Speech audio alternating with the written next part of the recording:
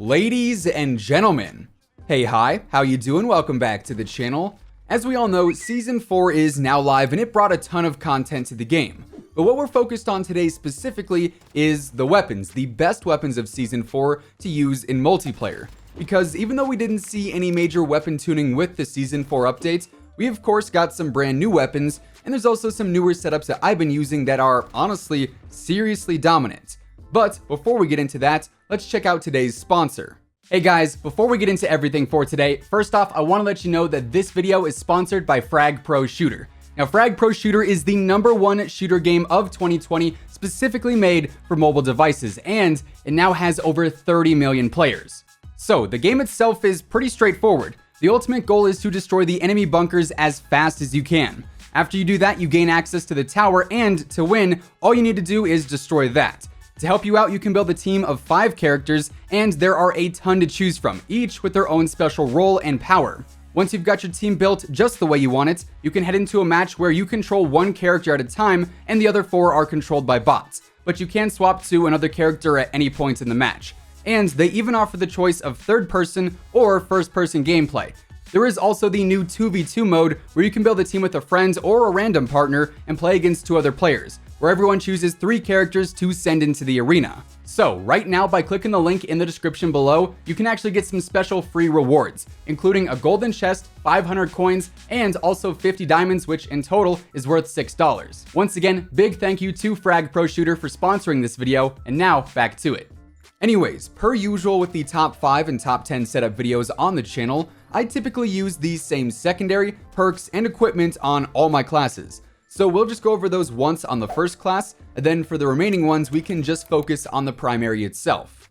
So getting into setup number 1 for today, this class is all about the Bruin Mark 9 or the Bruin MK9. This was actually the Season 3 DLC weapon that came to the game in the mid-season update basically, and it is actually one of the best LMGs that we have in the entire game, both for multiplayer and also for Warzone 2. But here we are specifically focused on the multiplayer side of things, since the classes do differ quite a bit for each mode. However, we will have an updated best Warzone loadouts video going live in the next few days. Anyways, as far as the Bruin goes, this thing has pretty minimal recoil, the control is great on it as is, the damage output is very consistent across all ranges, and even though it is an LMG, by the time you have all the 5 attachments on that we've got today, it really doesn't feel all that much like an LMG anymore, and that makes it great for versatility. So on the Bruin, I am rocking the XRK Horizon barrel to increase the damage and also the range, the Commando foregrip to help with the recoil a bit. As I said, there really is not too much in the first place, and this pretty much eliminates all of it that remains. Then I've got the 60 round mags, which increases the mobility a ton, and 60 rounds is still plenty of ammo, so there really is not a ton of reloading necessary here. Then I've got the stippled grip tape, the classic. This will also help with the mobility. And finally, I've got no stock, which does the same. And even though we do increase that mobility stat so much here, you don't really have to sacrifice a ton of range or control, which in the end results in a very consistent weapon all around. Now, as far as my usual secondary goes, gonna be honest, even in multiplayer, I don't really find myself using a secondary all that much, especially because none of the pistols really stand out all that much to me anymore, ever since the Renetti nerf and also the Snake Shot nerf a while back. However, as it stands, I would probably recommend using one of those two, either the Renetti with the burst mod, the 1mW lasers so it does not show up for the enemies, the lightweight trigger, the 27 round mags, and also the Akimbo perk, or the 357 with the long barrel. The 5mW laser here I actually prefer, since this does have a bit more range to it. Then I also use the lightweight trigger, the snake shot ammo, and the Akimbo perk once again.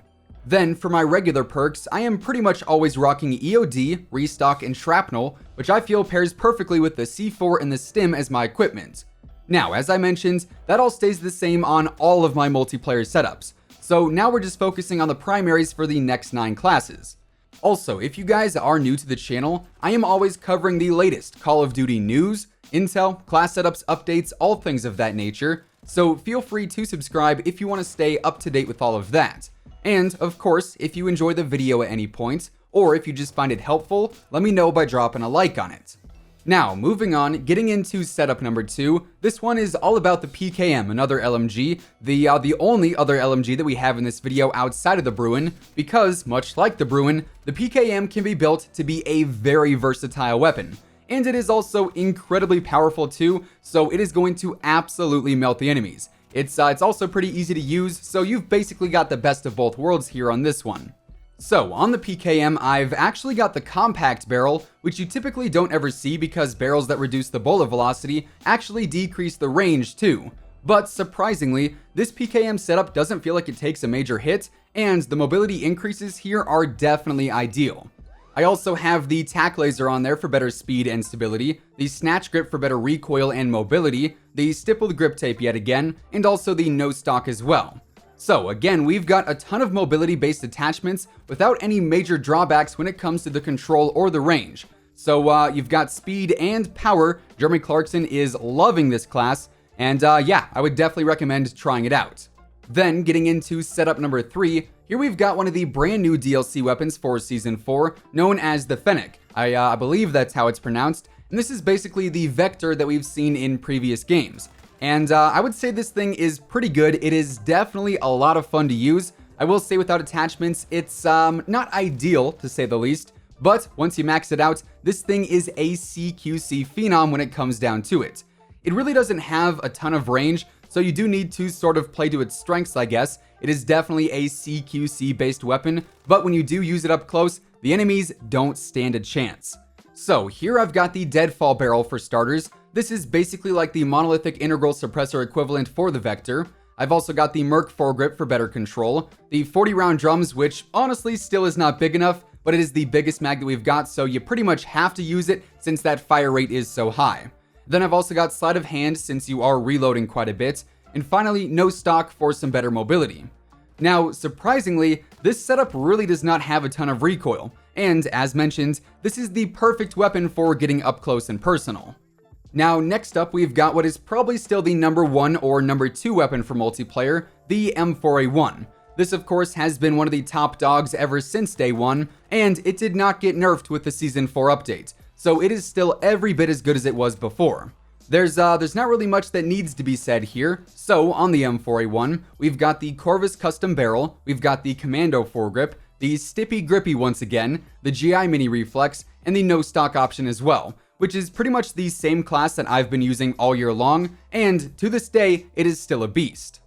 Now, class number 5 today features the other Season 4 DLC weapon, the CR-56 AMAX, otherwise known as the Galil. And I've heard some mixed opinions on the Galil so far. Some people seem to like it, others think it's a bit underwhelming, but I am here to say that I actually really like the AMAX. This thing is a powerhouse. It is a 7.62 rifle, so its damage is really good, and once you unlock these attachments, its range and control are also great, and its mobility is not too shabby either. So as far as the attachments go here, I am rocking the Zodiac barrel for better range and control, the Commando foregrip yet again, the 45 round mags just for the sake of not having to reload as much, the CR-56 stippled wrap, which is basically just the stippled grip tape, and finally no stock yet again for these same reasons as before. Now the AMAX is incredibly consistent, right?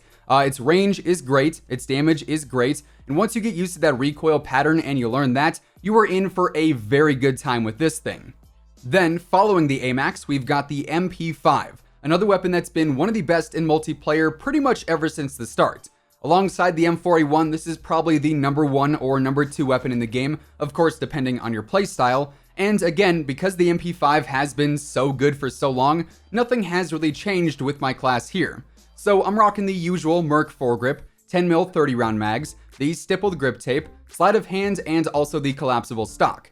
This is the CDL setup that players like Scump use, and you really can't go wrong with it.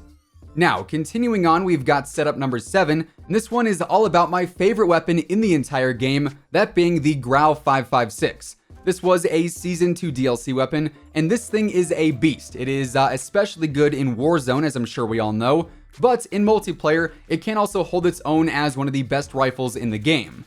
So here I've got the monolithic suppressor, mainly because you can make this thing a laser beam even at the longest distances simply by increasing the range. Then I've got the Archangel barrel, however the Nexus barrel is also viable in multiplayer if you do want some better mobility. Then I have the Commando foregrip, the 60 round mags, and the no stock option 2, which all around gets you one of the most versatile setups in all of multiplayer. After that, we then have the MP7, another great SMG that probably has the most surprising range out of all of them. You can actually use it at some pretty far distances, and with some good aim, the MP7 can certainly hold its own. So I like to use the Recon barrel for better range, the TAC laser for the same reasons as before, the Merc foregrip once more, the Stippy Grippy, and no stock for a nice balance of speed, control, and range that result in a very dominant SMG class. Now, setup number 9 is focused on the M13, which really is just your average rifle. Its damage is going to be decent, so is its range and also its control, plus its higher fire rate allows it to succeed up close and at a range too. So, on the M13, we've got the Marksman barrel, the 300 blackout rounds, which actually increase the range by a bit, and they also hide your tracers and the skulls on the enemy screens. Then alongside that, I also use the stippled grip tape, the GI mini reflex, and also the skeleton stock for better mobility. Then, finally, class number 10 today features the Ram 7, one of the very first DLC weapons that we got this year, and this is going to be another rifle that is surprisingly good in close and medium range fights, but also pretty consistent in long range engagements as well. So here I've got the compensator to help with the recoil. I will say the Ram's recoil pattern is not optimal in my opinion, so that is definitely a very big help there. Then I've got the Ranger barrel for, you guessed it, better range, the Commando foregrip, the 50 round mags, and for one last time today, the grip tape that is stippled. So with all of that being said, those are the top 10 weapons to use here in Season 4 of Modern Warfare, and that is going to wrap things up for today. If you guys enjoyed the video, or if you found it helpful, let me know by dropping a like on it.